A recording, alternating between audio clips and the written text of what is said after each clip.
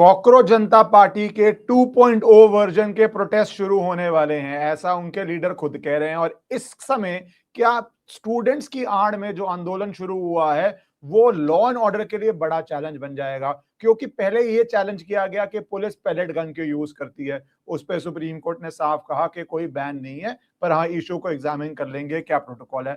अब दूसरी जो आज ही पिटीशन के ऊपर सुनवाई हुई है बहुत इंपॉर्टेंट है, जहां पे ये प्रोटेस्ट कर रहे हैं कि फेशियल रिकॉग्निशन सॉफ्टवेयर क्यों यूज किया जा रहा है। मतलब वहां पे 3,000 क्रिमिनल्स आए पर पुलिस चेहरा ना देख पाए कि कौन क्रिमिनल है। एंड में ग्राउंड यही लिया जाएगा कि वायलेशन ऑफ प्राइवेसी है, क्योंकि कुछ बच्चे भी थे। तो ये जो अब नए फॉर्म्स ऑफ प्रोटेस्ट आ रहे हैं, इसके अंदर डेंजर आ रहा है। और स्टूडेंट्स का नाम ले लेके कोर्ट में जाके जो कोशिश हो रही है कि पुलिस के हाथ पैर बांध दिए जाएं, इस पे डीजीपी विक्रम सिंह जी से अच्छा कौन बोल सकता है, क्योंकि उन्होंने देखा है कब नेता हाथ बांधना चाहते हैं, कब सिविल सोसाइटी हाथ बांधना चाहती है, और कब किस तरह प्रेशर ग्रुप्स ऑपरेट करते हैं। Thank you sir for taking out time and joining. Thank you very much, Ishkaran ji. It is such a pleasure to interact on your very prestigious platform. Always a privilege and an honor. Thank you. Sir अगर मैं शुरू आपने facial से ही करूं तो हाँ facial. बिल्कुल बिल्कुल आपने जो बात कही है फेशियल रिकग्निशन सॉफ्टवेयर, सबसे पहले आपने जो प्रारंभिक संबोधन में आपने प्रकाश डाला, सब लोग हमारे बच्चों के कंधों पे बंदूक रख करके चलाना चाहते हैं और राजनीतिक लाभ उठाना चाहते हैं। क्या राजनेता, क्या अन्य लोग, क्या जो है हमारे सोरोस, और क्या हमारा डीप स्टेट, और क्या हमारे स्वार्थी तत्व, सब हमारे बच्चों के कंधों पर बंदूक रखकर राजनीतिक और आर्थिक लाभ उठा रहे हैं। अब मैं आपको बताता हूं, बच्चों के साथ तो आप भी खड़े हैं, मैं भी खड़ा हूं, बच्चे हमारे हैं और हम बच्चों के साथ खड़े हैं। उनकी हर जो है वाजिब मांग के साथ हम बच्चों के साथ पूरी तरीके से तन मन धन से खड़े हैं। अपराधियों के साथ न हम थे, न है, न होंगे। और जो भी शक्ति सामर्थ सरकार देती है पुलिस को और आपको और हमें, असामाजिक और आपराधिक तत्वों को मटियामेट करना हमारा कर्तव्य नहीं, हमारा धर्म है। और जिस तरीके से सीजेपी एजिटेशन में 3,000 अपराधी, आपने तो एक जो दिल्ली पुलिस का फिगर है आपने उसको बताया, लेकिन फिगर इससे बड़ा है। और आप देखें बौद्धिक कुटिलता, इंटेलेक्चुअल डिसऑनेस्टी। राहुल गांधी जी से जब पूछा गया कि पुलिस कर्मियों के बारे में जो घायल हुए हैं 250 पुलिसकर्मी, उनके बारे में क्या कहना है, तो राहुल गांधी जी हमारे सम्मानित लीडर ऑफ ऑपोजिशन और इमरान मसूद माननीय सांसद समाजवादी पार्टी के फरमाते हैं, एक साहब तो कहते हैं इमरान की पुलिस तनख्वाह ही इसी बात की लेती है कि पिटने कुटने के लिए। विद्वतापूर्ण वक्तव्य तो देखिए। राहुल गांधी कहते हैं कि नहीं नहीं, आप लगता है बीजेपी के हैं। हम बीजेपी के हो, सीपीआई के हो, हम सीपीआई एमएल के हो, लेकिन ये जब पूछा गया तो आपकी इतनी नैतिकता नहीं थी कि दो शब्द संवेदना के। और वैसे भी इश्करन जी, ये नपुंसक संवेदनाएं और निष्प्राण और निस्तेज संवेदनाएं, सिंपथीज लेके पुलिस करेगी क्या? आपको अगर पुलिस से इतनी एलर्जी है तो पहला काम आप ये कर दीजिए, अपना पूरा पुलिस कवर आप आज कह दीजिए हमें पुलिस से इतनी सख्त एलर्जी है, हम वापस कर रहे हैं। अब हम खुद अपनी सुरक्षा प्राइवेट सिक्योरिटीज कराएंगे। वो किसी माई के लाल में दम नहीं है। माल पूरा चाहिए, सुरक्षा पूरी चाहिए और आलोचना भरपेट पानी पी पी करके। तो इश्करन जी, ये दोहरे मापदंड जन दुनिया और जनता हमारी देख रही है। अब हम बात पे इस पे आ जाते हैं, अपराधियों ने कौन से कुकर्म नहीं किए वहां पर मोलेस्टेशन से लेकर के पुलिसकर्मी हमारे 300-250 से ऊपर घायल हैं, जिसमें महिला पुलिस अधिकारी कर्मचारी। 30 गाड़ी आपने स्वाहा कर दी। और आप ये चाहते हैं कि पार्लियामेंट बढ़ने, बिल्कुल आपकी जो आंदोलन था शांतिपूर्ण हो, कोई दिक्कत नहीं है। आपने 6 पन्ने के 22 बिंदुओं के ऊपर हस्ताक्षर बनाए। जो आयोजक थे, आपने जो हस्ताक्षर बनाए तो आपने ये कहा था जंतर मंतर पे 1000 लोग से ज्यादा नहीं रहेंगे, कोई ऐसी गैर मुनासिब बात नहीं करेंगे, कोई हथियार लेके नहीं आएंगे, लाठी डंडे लेके नहीं आएंगे, आपत्तिजनक नारे नहीं लगाएंगे। और इश्करन जी हुआ क्या? पैसा दे दे के गाली दिलवाई गई। अब तो बहुत सारी बातें आ रही हैं कि जो जितनी माँ बहन की गाली देगा फी गाली के रेट बंधे हैं, और उनको पैसा दे दे करके जो आपके मुंबई के बॉलीवुड के चले हुए कारतूस, बेपेंदी के लोटे, थाली के बैगन, उनको 1-1 लाख रुपए दे करके नचाया गवाया गया, क्योंकि भीड़ तो वैसे इकट्ठा होगी नहीं। तो नचनिए गवैये आने हैं और पैसे की कमी नहीं है, माल मुफ्त दिले बेरहम। तो उन्होंने इन बॉलीवुड के नचनिए गवैयों को भी बुलाया, इनको तो कोई दे देगा, लोग आपने देखा होगा पैसे वाले होते हैं, लाख रुपए देते हैं, आकर के बारातों में भी नाचते हैं। तो ये जो नचनिए गवैये बुलाने का था, अब दिल्ली पुलिस के सामने जब आपने एक एक तार तार करके एक एक क्लॉज, जो समझौते समझौता नहीं, जो सिक्योरिटी प्रोसीडिंग था आपने तोड़ा, तो दिल्ली पुलिस ने तो अभी शुरुआत भी नहीं की है। दिल्ली पुलिस शुरुआत करेगी और आपको यहां से लेके दिल्ली से लेके पुडुचेरी तक जाएगी कि आपने क्या क्या किया। अब फेशियल रिकॉग्निशन सॉफ्टवेयर पे आ जाए, सर्वेलेंस और आइडेंटिफिकेशन, वरना जितनी ये प्रयास पुलिस करती है डेटाबेस तैयार करती अपराधियों का, उनका हम इस्तेमाल न करें। अपराधी 3,000 से क्या 6,000 आते रहे, अपना हिंसा का तांडव करते रहे, तब तो बहुत अच्छा है। लेकिन अगर पुलिस से पूछा कि श्रीमान जी आप तो कई बार रेप, बलात्कार, पॉक्सो, हत्या के प्रयास, डकैती, लूट और हर चीज में आप शामिल रहे हैं, तो यहां बच्चों के आंदोलन में क्या कर रहे हैं? इश्करन जी, बच्चों से हमको बोलना नहीं है, और बच्चों को अलग करके जो अपराधी हैं उनकी एक तरीके से पैलेट गन छोड़ दीजिए। अब गौर से सुनिए, अगर हमें टोप भी लगानी पड़े तो अपराधियों को मिट्टी में मिलाने की तनख्वाह, मिस्टर राहुल गांधी, पुलिस इस बात की भी तनख्वाह लेती है कि अपराधियों को मिट्टी में मिला दे।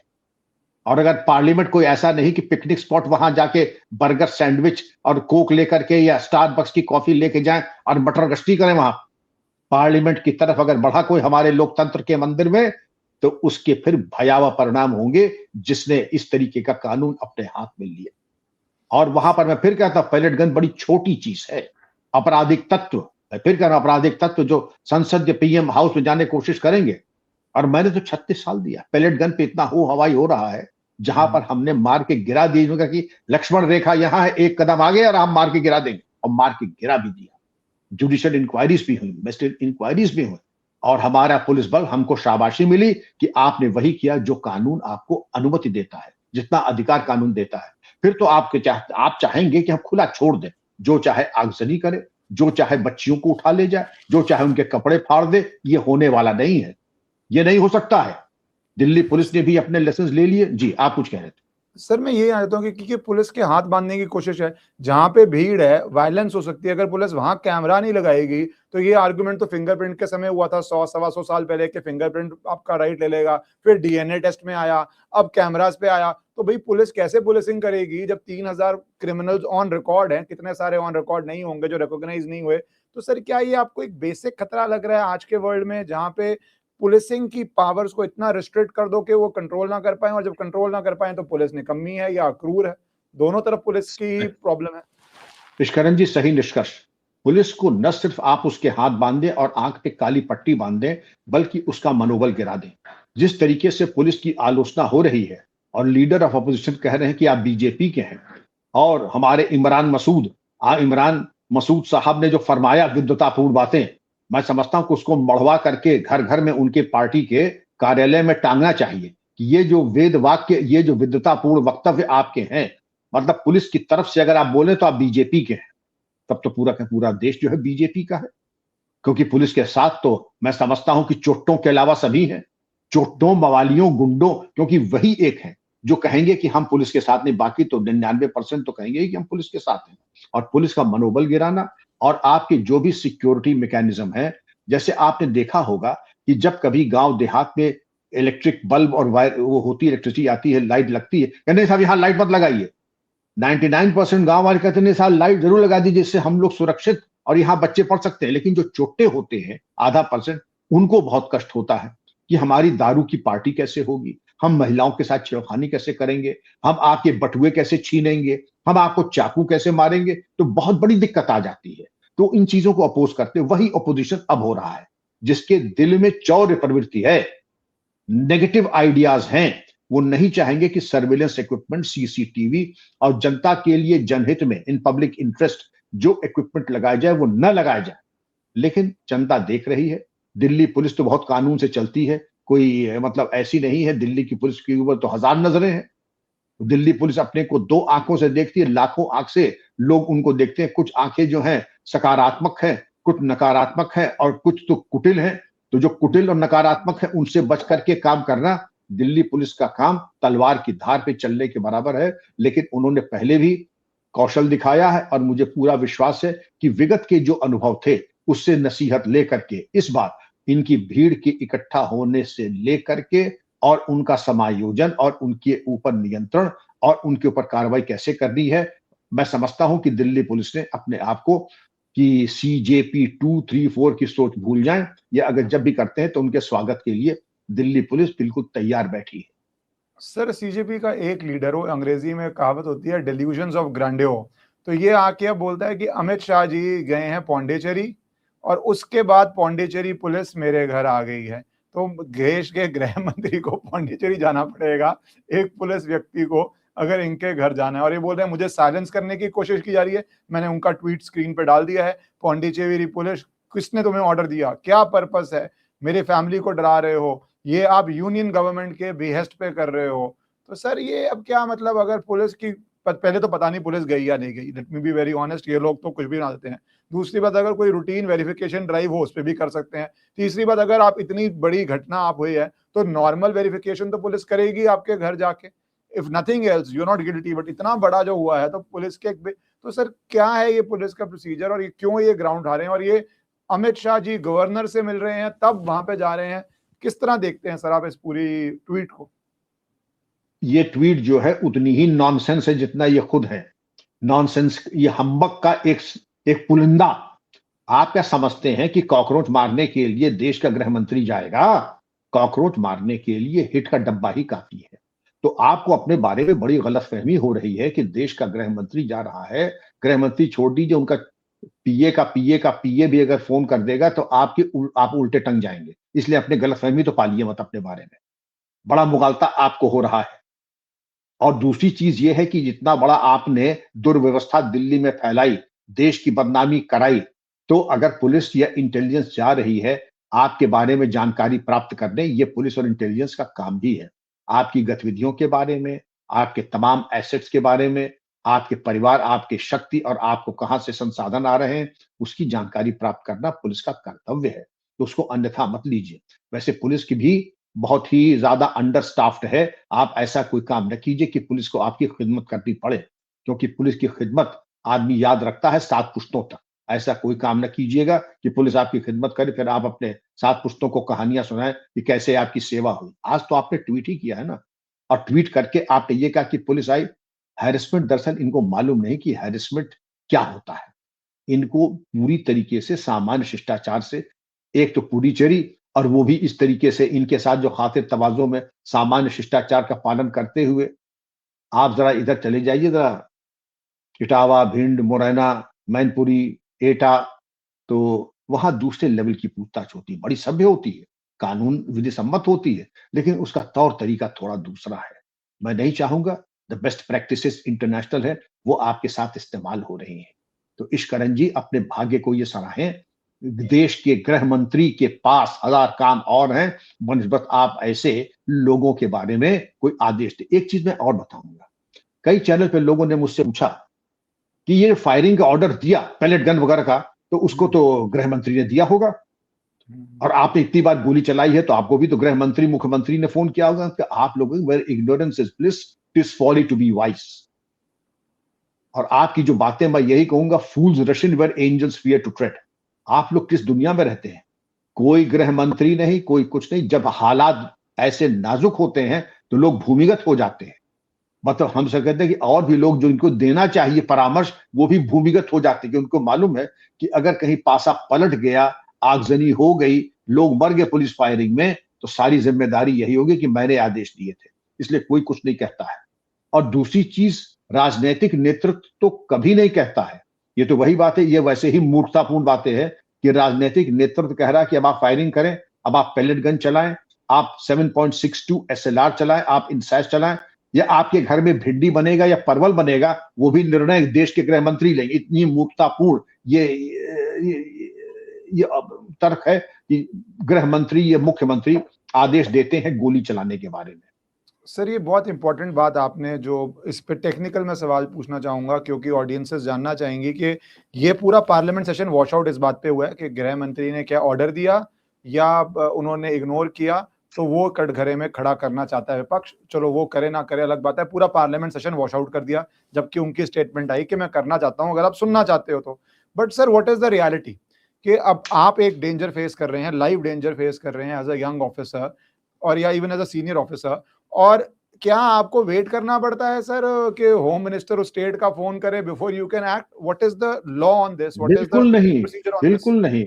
निष्करण जी, इससे ज्यादा एब्सर्ड कोई चीज हो नहीं सकती है कि बल प्रयोग के लिए गृह मंत्री या किसी राजनेता की जरूरत है। जरा ड्रिल मैनुअल जरा पढ़ लें और जो लॉ कहता है उसको देख ले। पुरानी आईपीसी में धारा 96 से धारा 106 और नए बीएनएस में धारा 34 से लेकर के धारा धारा 44, ये मैं समझूंगा धारा, हाँ, धारा 34 से धारा 44, राइट ऑफ प्राइवेट डिफेंस में। और इसमें यह बिल्कुल स्पष्ट होता है कि जो सीनियर मोस्ट ऑफिसर होता है और जहां मैजिस्ट्रेट होता है, अगर मैजिस्ट्रेट है तो मैजिस्ट्रेट ऑर्डर करता है। मैजिस्ट्रेट के अभाव में अगर पुलिस कमिश्नरेट है तो जो सीनियर मोस्ट ऑफिसर होगा वो देता है, जैसे दिल्ली में डीसीपी ने ऑर्डर दिए थे। वरना जो भी सीनियर मोस्ट पुलिस ऑफिसर हो सकता है, सब इंस्पेक्टर एंड अबव, वो सक्षम है कि वो पूरी तरीके से जब चाहे बल प्रयोग, न्यूनतम बल प्रयोग नॉन वाइटल पार्ट्स पे, नॉन लीथल ऑल्टरनेटिव्स का इस्तेमाल कर सकता है। और स्केल करके हर बात चेतावनी दी जाती है, चेतावनी दे करके, और चेतावनी के बाद उसकी जो ड्रिल मैनुअल है उसके अनुसार बल प्रयोग होता है। मंत्री लोगों का तो नाम ही नहीं था, लेकिन हम यहां पर अपनी स्वार्थ सिद्धि के लिए कितने बड़े बड़े झूठ बोलेंगे। कई टीवी चैनल पर शोज में लोगों ने पूछा क्या गृह मंत्री जी या मुख्यमंत्री आदेश देते हैं? हमने कहा इससे ज्यादा मूर्खतापूर्ण कोई बात हो ही नहीं सकती, इससे ज्यादा मूर्खतापूर्ण कोई बात। और जो पुलिस ऑफिसर, मैं तो यहां तक कहता हूं, अगर कोई डिप्टी एसपी है, अगर ये बात कर रहा है डीआईजी से या डीआईजी बात कर रहे हैं आईजी से, कि आपसे ज्यादा नालायक कोई नहीं होगा। मौके की स्थिति को खुद समझिए, मूल्यांकन कीजिए और निर्णय लीजिए कितना बल प्रयोग किया जाएगा। और हर चीज में जो है पापा जी के वहां जाकर के पूछे, पापा जी अब हम क्या करें, ये मालूम पड़ता आपकी तैयारी नहीं है, ना आपने पढ़े, ना आपकी तैयारी, ना रिहर्सल है, ना आपके अंदर ये काबिलियत या सेल्फ कॉन्फिडेंस है कि आप किसी सिचुएशन को अच्छी तरीके से भाप करके कार्रवाई कर सके। जी जी सर, पर इसके साथ साथ अब जो बड़ा खतरा है वो ये है कि ये सीजन 2, अब ये सीजन ही बन चुका है क्योंकि इतने व्यूज आए हैं इंस्टाग्राम पे, क्या क्या हुआ है, तो प्रोटेस्ट आर आल्सो सीजन, जैसे नेटफ्लिक्स पे होता है। अब ये कह रहे हैं कि मैं सीजन 2 करने जा रहा हूँ नेशन वाइड, दिल्ली से बाहर लिसनिंग टूर करूंगा, और दिल्ली के अंदर कह रहे हैं मुझे हॉल नहीं दिया, ऑडिटोरियम नहीं दिया, तो हम पूरे देश में ये करेंगे। तो सर उत्तर प्रदेश, बिहार, हर जगह ये अपना जैसे आजकल टूरिंग परफॉर्मेंस है उसकी तैयारी कर रहे हैं सर। निष्करण जी, इन्होंने जो शब्द यूज किया है सीजन 2, जैसे ओटीटी सीरियल्स आते हैं, जैसे तमाम लोकप्रिय सोप ओपेराज आते हैं सीजन 1, 2, 3, अब इन्होंने भी इसको लुत्फ और तफरी और पिकनिक का कि अब नया सीजन। और वैसे भी बरसात का मौसम अब समाप्त हो रहा है, अब भैया सीजन आएगा, मौसम रहेगा गुलाबी धूप, गुलाबी सर्दी, और उसमें जो मजा होगा केसरिया दूध और खुरचन का, और मुफ्त का घर हो तो कहना ही क्या, सोने पे सुहागा। तो इनको तो कुछ करना धरा है नहीं। दूसरी तरफ से माल आएगा डीप स्टेट से, जुनैद इनको खिलाएगा, मसाज की चिट लग जाएंगी, अरे वाह वाह, कहना क्या। ये सब जो है माल मुफ्त दिले बेरहम, ये कुछ होने वाला नहीं है। देश तैयार है, आपका पाखंड दिख चुका है। और जिस तरीके की अब डिमांड क्या है आपकी, आपकी डिमांड तो सब पूरी हो गई, और क्या चाहते हैं आप? बकवास करें बंद और बच्चों को वर्गलाने की कोशिश न करें। और अब जरा वर्गलाएंगे, देश का धीरज हो रहा है समाप्त। आपके साथ वो कार्रवाई होगी जिसके आप हकदार हैं। पुलिस को और शासन प्रशासन को आप बिल्कुल कगार पे ना खड़ा कर दे कि उनको आपको नसीहत और समझाने बुझाने का कड़ाई से मौका मतलब जरूरत पड़ जाए। सर मेरा लास्ट सवाल है, झारखंड पे भी इतनी देर से प्रोटेस्ट हो रहे हैं, इसके दो पहलू हैं सर सवाल के। पहला पहलू अब सामने आ रहा है कि किस तरह जो सीजेपी प्रोटेस्ट थी उसको एल्गोरिथम्स ने, फेसबुक, इंस्टाग्राम ने इतना वायरल कर दिया कि आप फोन नहीं खोल सकते थे without this hitting your face, और दूसरी तरफ झारखंड को वो डाउन कर दिया। तो सर ये भी कितना बड़ा एक थ्रेट बन गया है कि कम्युनिकेशन, पहले जमाने में अखबार में क्या आ रहा है, लोकल पुलिस या magistrate could deal with it, politicians could deal with this, अब ये डील करना पॉसिबल नहीं। किसी चीज को इतना बड़ा कर दो और झारखंड प्रोटेस्ट को दबा दो, तो do you think that has become a big challenge and not enough is being done on this? Absolutely. You are so right, Ishkaranji, in the sense that Jharkhand students an epitome of discipline and propriety. ये तो बात दूसरी की, बाद में शायद उनका धीरज जवाब दे गया, तो कुछ उनकी तरफ से भी त्रुटियां हुई हैं। लेकिन बाय एंड लार्ज 99% उनका कॉन्डक्ट बहुत ही अपराइट, बहुत ही फ्रूगल और बहुत ही नेशनलिस्टिक रहा है। लेकिन जो हमारे लिए राजनीतिक तरीके से पॉलिटिकली जो हमारे लिए फायदेमंद हो, हम उसको करते हैं, पब्लिसिटी उन्हीं को देते हैं। देखिए कहां पर स्टारबक्स की कॉफी पीने वाले, मिल्क शेक पीने वाले, कहां जो आपका बर्गर किंग के बर्गर्स और मैकडॉनल्ड्स के खाने वाले, और कहां हमारे झारखंड के बच्चे खीरा खीरा, ककड़ी, लाई, चना और सत्तू वाले, तो वो तो वैसे भी कहते हैं कि साहब ये तो बड़ा बीपीएल वाला मामला है, इनके तो कोई ग्लैमर कोशेंट ही नहीं है। जब ग्लैमर कोशेंट नहीं है, हु विल वेस्ट हिज और हर टाइम ऑन देम? रिजल्ट आपके सामने है कि झारखंड के बच्चों ने सब कुछ उनके साथ था। उनके जो झारखंड पब्लिक सर्विस कमीशन थे, उनके मेंबर की गिरफ्तारी हुई, ईडी ने 10 लोगों की गिरफ्तारी की, 2 करोड़ के मनी के ट्रेड, लेकिन सीबीआई को उन्होंने ट्रांसफर नहीं किया इन्वेस्टिगेशन। ये अन्याय झारखंड के बच्चों के साथ हुआ, उनके साथ तो सारा अन्याय हुआ। चंदा करके उन्होंने खीरे खरीदे, सत्तू, लाई, चना खरीदा, और यहां पर मालूम पड़ता है कि अंबार इतना माल आ गया कि मानो जोमैटो, स्विगी थक गए माल सप्लाई करते करते। तो ये चीज देखने वाली बात है, ये चीज चैलेंज वाली बात है, लेकिन ये पूरी तरीके से देश और सिक्योरिटी फोर्सेस ईश्वरन जी तैयार हैं इस चैलेंज को मिटिगेट करने के लिए और उसको फेस करने के लिए और उसका माकूल जवाब देने के लिए। सर मैं लास्ट क्वेश्चन के ये फाइनेंशियल ट्रेल, क्योंकि अभी अगर इंडिया टूर करेंगे तो वो तो और भी महंगा होगा दिल्ली जंतर मंतर से, तो क्या फाइनेंशियल हिट करना, ट्रेल करना बहुत जरूरी हो गया है? अदरवाइज ये रोज कोई ना कोई ट्रेल होता रहेगा, क्योंकि एफसीआरए लॉ जेपीसी चला गया है, नहीं पास हुआ है, वो भी इस प्रोटेस्ट का ही मैं मानता हूँ एक हिस्सा था। तो how important sir is that stopping that financial trail now to stop this? Otherwise बिना उसके क्या ये रुक पाएगा? बिल्कुल रुक जाएगा, लेकिन वो काम बहुत आसान हो जाता अगर एफसीआरए बिल पास हो जाता, क्योंकि वो इनकी प्राण ऊर्जा है, वो उनका प्राण है। उसको अगर आपने चोक कर दिया, ये अपनी मौत खुद ही, इनका एजिटेशन अपनी मौत खुद ही मर जाता। लेकिन जितनी चाबी भरी राम ने उतना चले खिलौना। आपने कुछ माल रख लिया है, उस माल को आप स्पेंड कर रहे हैं, लेकिन अगर इन्वेस्टिगेटिंग एजेंसीज आ जाती हैं और आपसे पैसे का हिसाब देती हैं। अभी तो मैंने सुना है एक साहब के जो मकान का रेंटल दिल्ली में है, वो सुना है 10 लाख महीने से ऊपर है।